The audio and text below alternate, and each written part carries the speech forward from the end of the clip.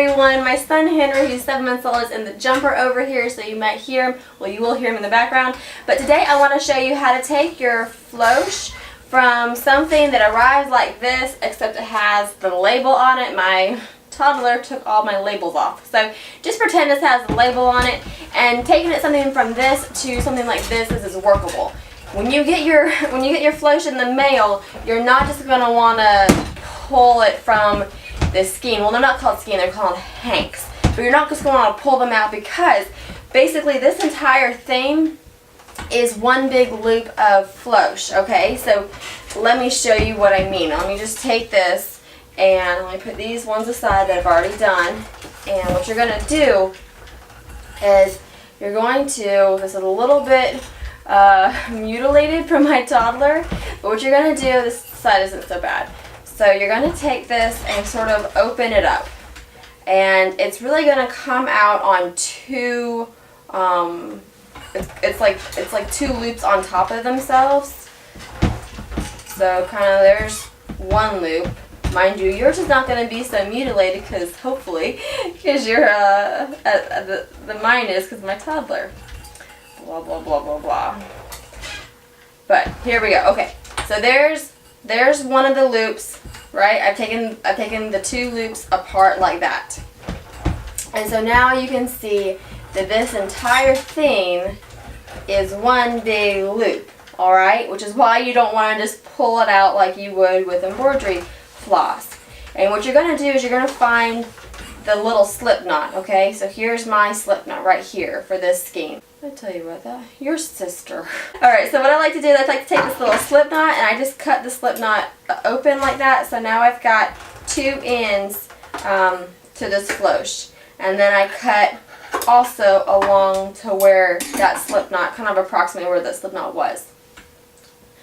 From there, so you could, theoretically, you could take one long piece of floche like this and use it. However, floche is a very soft fiber, so I would not suggest that. Instead, I would take this and kind of go like so, kind of put them into thirds, if you will, and then just cut the little loops. And this is approximate, it doesn't need to be exact. This is going to take your floche to being around 17, 18 inches long.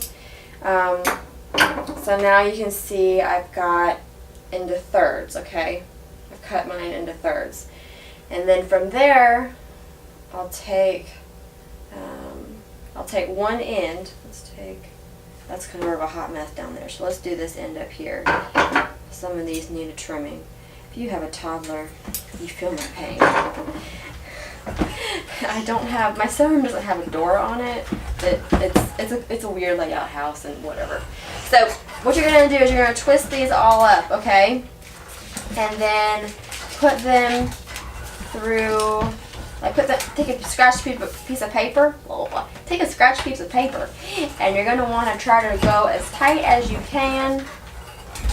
Just roll that sucker up, something like that. And let me look, I made a little chart so I know which numbers correspond. So you're going to take your label, put your label, over that paper.